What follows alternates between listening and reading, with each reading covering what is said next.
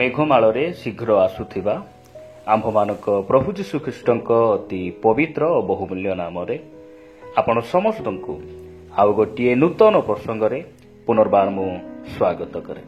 प्रतिदिन भली आज मध्य प्रभुंकर वाक्य को नहीं आपण मानक निकटरे आसीबा पाई यूट्यूब माध्यम रे आपण मानक सहित कथाबार्ता हेबा पाई स्वर्गर परमेश्वर मते अनुग्रह करिसंती। सेति पाई प्रभु को मु हृदय सहित धन्यवाद दिए। आसंतु वाक्यर गोटे पद पढ़ी आमे आजिर प्रसंग रे आगु को बढ़िबा। आपण माने मो सहित गीत संगीता 34 अध्याय को आसीबे। गीत संगीता 34 अध्याय 19 पद प्रथम अंश बा 19 पदर क अंश मु आम समस्तक निमंते पढ़िबा पई चाहे। एई स्थान रे प्रकार लिखा जाए, धार्मिकर विपद अनेक। प्रिय भाई भणी माने आजिर एही वाक्य अनुसार मु प्रसंगटी नेबा पई चाहे जे धार्मिकर विपद काहींकी अनेक अटे।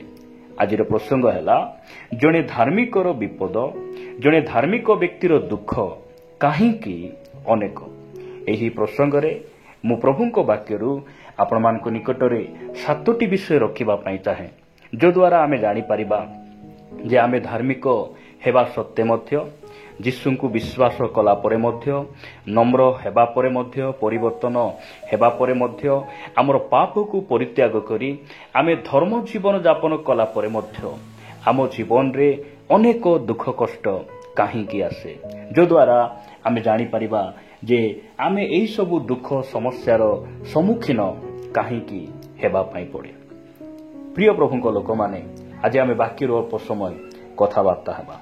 आपण मानक निकटरे जणे पुरातन नियमर साधु जे कि धार्मिक सिद्ध सरल प्रभुंक दृष्टि रे कुक्रिया त्यागी जणे व्यक्ति आपण मानक निकटरे मु रखिबा पई चाहे।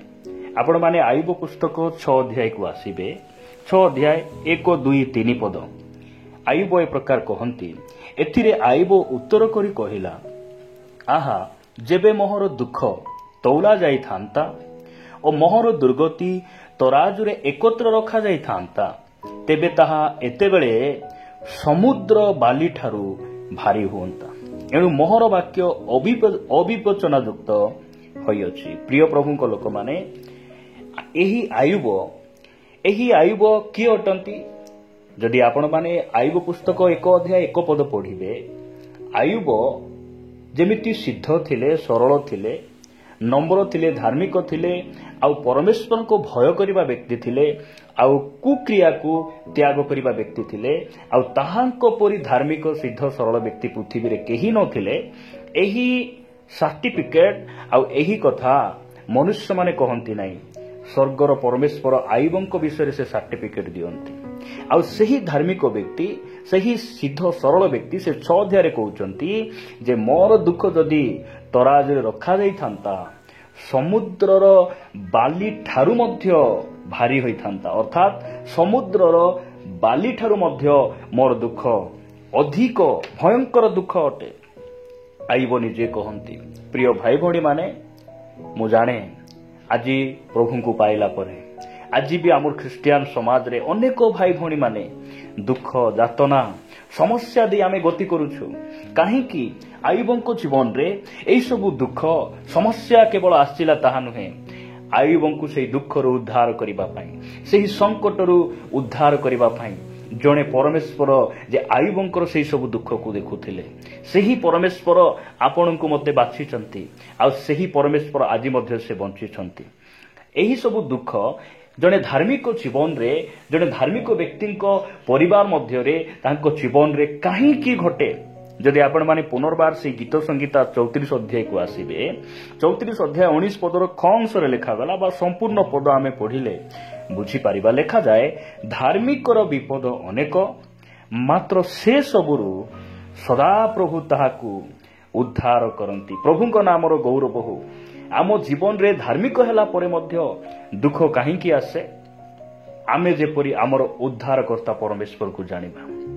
दुख समय रे, नैराश्य समय रे, संकट समय रे जे उद्धार करिबा पई जणे परमेश्वर स्वर्ग रे अछंती, एहा जेपरि से धार्मिक व्यक्ति जानि परिबो। एथि पई आम जीवन रे दुख आसे, अनेक विपद आसे, ସେଥିପାଇଁ ବିପଦ ଆମ ସମ୍ମୁଖରେ ବଡ଼ ନୁହେଁ, ଦୁଃଖ ଆମ ପାଇଁ ବଡ଼ ନୁହେଁ। ସେହି ଦୁଃଖ ସମସ୍ୟା ସମୟରେ ଦୁଃଖ ଠାରୁ, ଆମର ନିର୍ଯାତନା ଠାରୁ, ଆମର ନିନ୍ଦା ତାଳନା ଠାରୁ ଆମର ପରମେଶ୍ୱର ବଡ଼ ଅଟନ୍ତି, ବଡ଼ ଅଟନ୍ତି। ଯଦି ଆପଣ ପିତରଙ୍କୁ ପଚାରିବେ, ଯାକୁବଙ୍କୁ ପଚାରିବେ, ସେମାନେ କହିବେ ସମୁଦ୍ରର ଝଡ଼ ବଡ଼ ନା ଯୀଶୁ ବଡ଼ ବୋଲି କହିଲେ ସେମାନେ କହିବେ ସମୁଦ୍ରର ଝଡ଼ ତୋଫାନ ଠାରୁ ମଧ୍ୟ ଆମର ଯୀଶୁଖ୍ରୀଷ୍ଟ ବଡ଼ ଅଟନ୍ତି।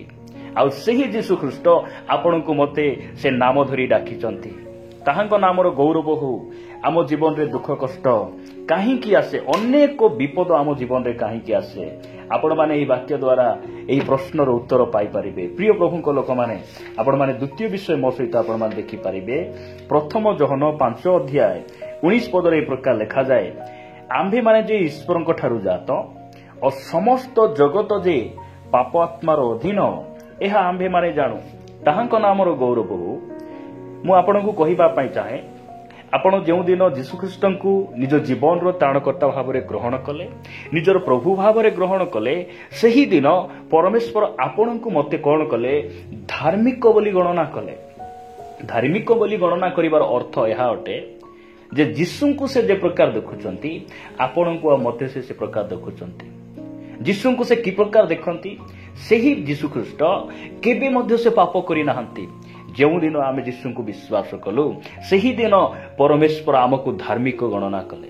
ଏହାର ଅର୍ଥ ଯେ ଆମେ କେବେ ମଧ୍ୟ ପାପ କରିନାହୁଁ।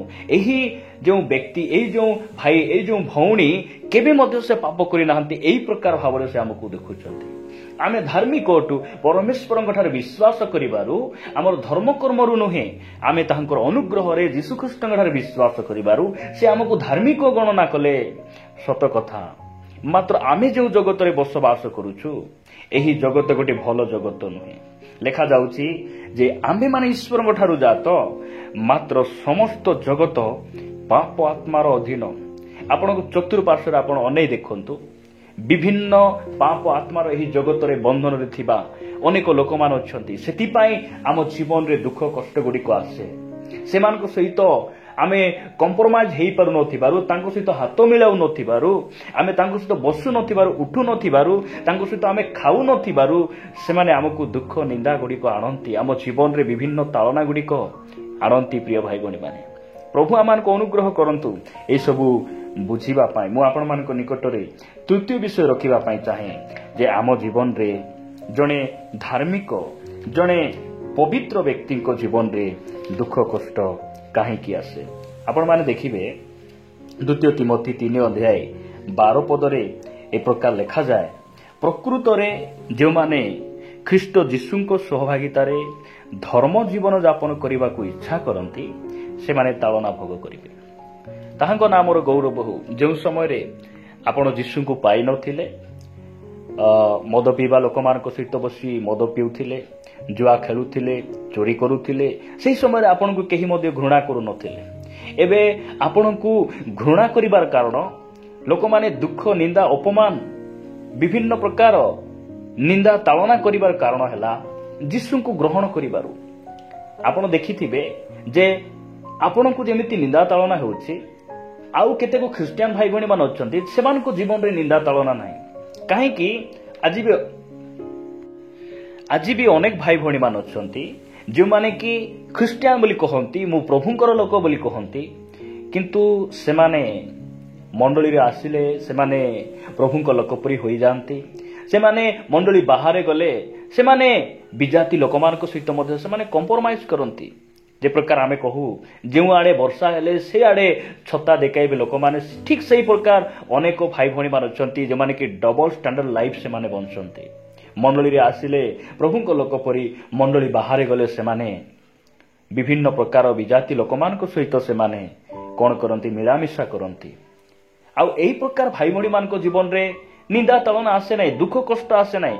ମାତ୍ର ବାଇବେଲ କ'ଣ କହେ, ପ୍ରକୃତରେ ଯେଉଁମାନେ ଖ୍ରୀଷ୍ଟ ଯୀଶୁଙ୍କ ସହଭାଗିତାରେ ଧର୍ମ ଜୀବନ ଯାପନ କରିବା ପାଇଁ ଇଚ୍ଛା କରନ୍ତି, ସେମାନେ ତାଳନା ଭୋଗ କରିବେ। ଆମେ କାହିଁକି ଆମର ଜୀବନରେ ଦୁଃଖ ଆସୁଛି? କାରଣ ଆମେ ଖ୍ରୀଷ୍ଟଙ୍କର ଅନୁଗମନ କରୁଛୁ। ଖ୍ରୀଷ୍ଟ ଯେଉଁ ସମୟରେ ଏହି ପୃଥିବୀ ପୃଷ୍ଠରେ ଥିଲେ, ସେ ଯେଉଁ ପଥରେ ଚାଲିଲେ, ଆମେ ମଧ୍ୟ ସେହି ପଥରେ ଚାଲୁଛୁ। ସେଥିପାଇଁ ଆମ ଜୀବନରେ ଅନେକ ଦୁଃଖ କଷ୍ଟ ଆସେ ପ୍ରିୟ ପ୍ରଭୁଙ୍କ ଲୋକମାନେ। ମୁଁ ଆପଣମାନଙ୍କ ନିକଟରେ ଚତୁର୍ଥ ବିଷୟ ରଖିବା ପାଇଁ ଚାହେଁ। ଚତୁର୍ଥ ବିଷୟ ଆପଣମାନେ ମୋ ସହିତ ଦେଖିପାରିବେ ପ୍ରଥମ ଥେସଲୋନିକୀୟ 3 ଅଧ୍ୟାୟ। ପ୍ରଥମ ଥେସଲୋନିକୀୟ 3 ଅଧ୍ୟାୟ 3 ଆଉ 4 ପଦ ମୁଁ ଆପଣମାନଙ୍କ ନିମନ୍ତେ ପଢ଼ିବା ପାଇଁ ଚାହେଁ। ଲେଖାଯାଏ, ଯେପରି କେହି ଏହି ସମସ୍ତ କ୍ଲେଶ ମଧ୍ୟରେ ବିଚଳିତ ନ ହୁଏ। ମୁଁ ଆପଣଙ୍କୁ କହିବା ପାଇଁ ଚାହେଁ, ଆପଣ ହେଇପାରେ ଆପଣ ରୋଗରେ ଅଛନ୍ତି, ଆପଣଙ୍କ ରୋଗ ସୁସ୍ଥ ହେଉନାହିଁ, ଆପଣ ଋଣରେ ଅଛନ୍ତି, ଆପଣ ଅଭାବରେ ଅଛନ୍ତି, ଆପଣଙ୍କ ଗାଁ ଲୋକ ଆପଣଙ୍କୁ ନିନ୍ଦା ତାଳନା କରୁଛନ୍ତି, ଆପଣ ଭୟରେ ଥାଇପାରନ୍ତି, ମୃତ୍ୟୁର ଭୟରେ, ରୋଗର ଭୟରେ ଆପଣ ଥାଇପାରନ୍ତି। କିନ୍ତୁ ବାକ୍ୟ କହେ ଆପଣଙ୍କୁ ମୋତେ ବିଚଳିତ ହେବାର ଆବଶ୍ୟକ ନାହିଁ। କାହିଁକି ବିଚଳିତ ହେବା ଆବଶ୍ୟକ ନାହିଁ? ଆମ୍ଭେମାନେ ସେଥି ନିମନ୍ତେ ନିରୂପିତ ବୋଲି ତୁମ୍ଭେମାନେ ତ ନିଜେ ଜାଣ। ମୁଁ ଆପଣଙ୍କୁ କହିବା ପାଇଁ ଚାହେଁ, ଆପଣ ଯଦି ଗୋଟେ ଘର ବାନ୍ଧିବା ପାଇଁ ଆରମ୍ଭ କରିଛନ୍ତି, ପଇସା ଖର୍ଚ୍ଚ ନ ହେଲେ କି ଆପଣ ଘର ବାନ୍ଧି ପାରିବେ? ଆପଣ ଯଦି ଗୋଟେ ଗାଡ଼ି କିଣିବା ପାଇଁ ଆପଣ ଇଚ୍ଛା କରୁଛନ୍ତି, ଟଙ୍କା ନଦେଲେ କି ଆପଣ ଗାଡ଼ି କିଣିପାରିବେ? ପ୍ରଭୁ ଆମମାନଙ୍କୁ ଅନୁଗ୍ରହ କରନ୍ତୁ।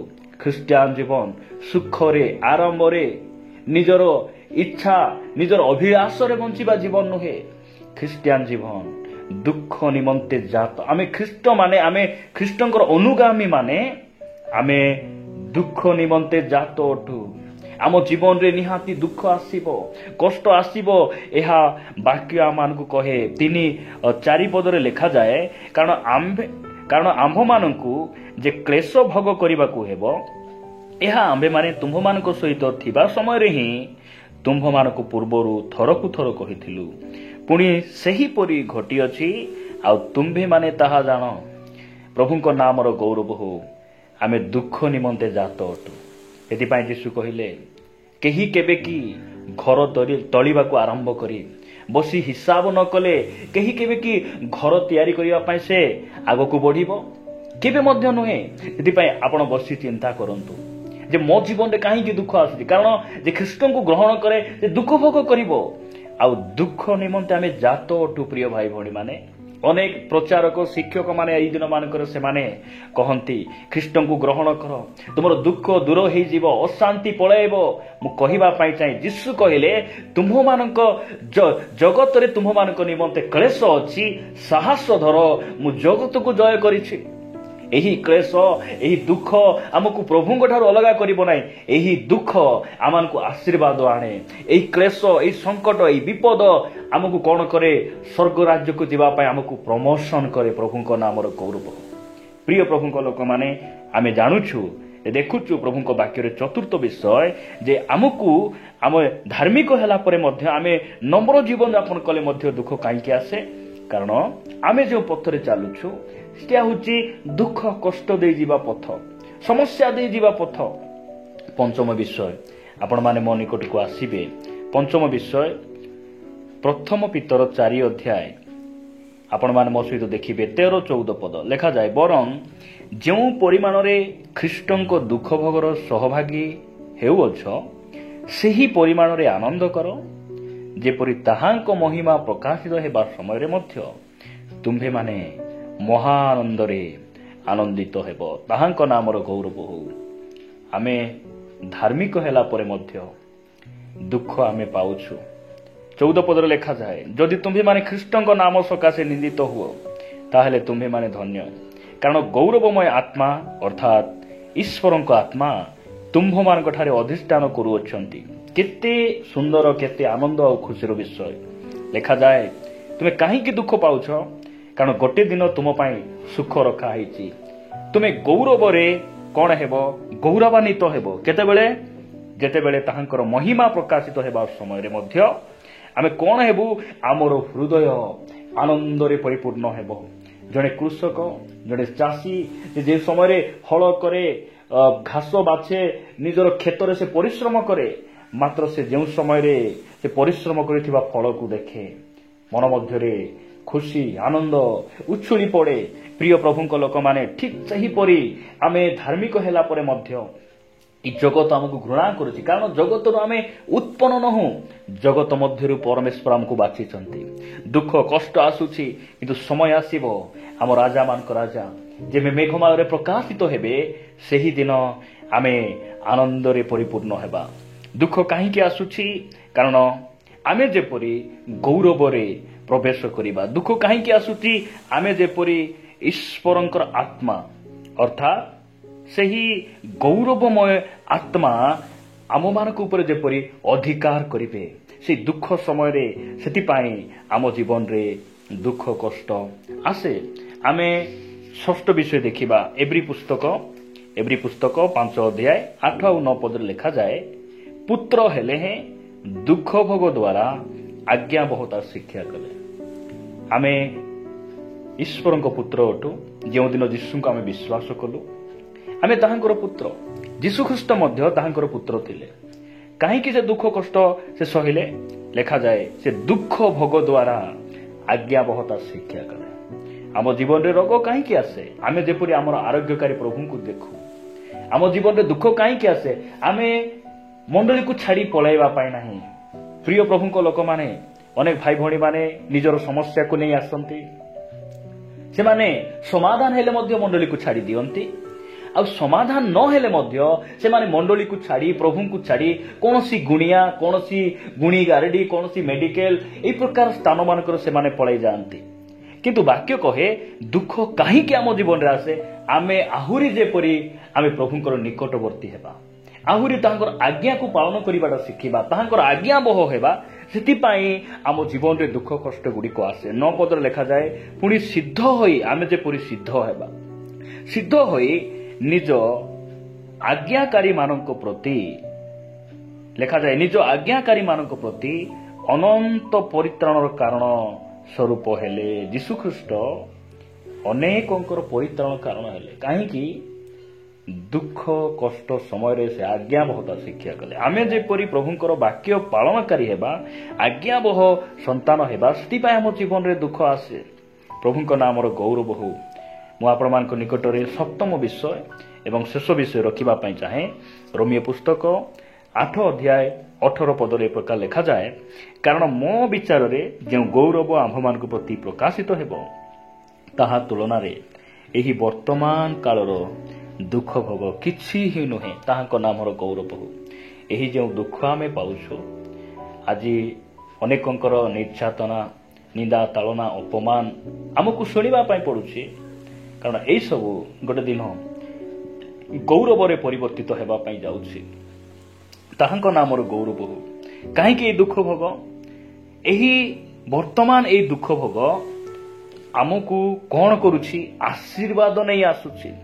ଗୌରବରେ ଆମକୁ ପ୍ରବେଶ କରାଇବା ପାଇଁ ଏହିସବୁ ଦୁଃଖ ଆମ ଜୀବନରେ ଆସୁଛି। ପ୍ରିୟ ପ୍ରଭୁଙ୍କ ଲୋକମାନେ, ପ୍ରଭୁ ଆମମାନଙ୍କୁ ଅନୁଗ୍ରହ କରନ୍ତୁ। ସେଥିପାଇଁ ଆପଣ ଭାବନ୍ତୁ ନାହିଁ, ମୁଁ ପ୍ରଭୁଙ୍କ ନିକଟରେ ଆସିବାରୁ ମୋର ପରିବାରରେ ଏମିତି ହେଲା କି, ମୋ ପୁଅ ମରିଗଲା କି, ମୋର ଗୋଡ଼ ଭାଙ୍ଗିଗଲା କି, ମୁଁ ଚର୍ଚ୍ଚରେ ଆସିବାରୁ ମୋତେ ରୋଗ ହେଲା କି?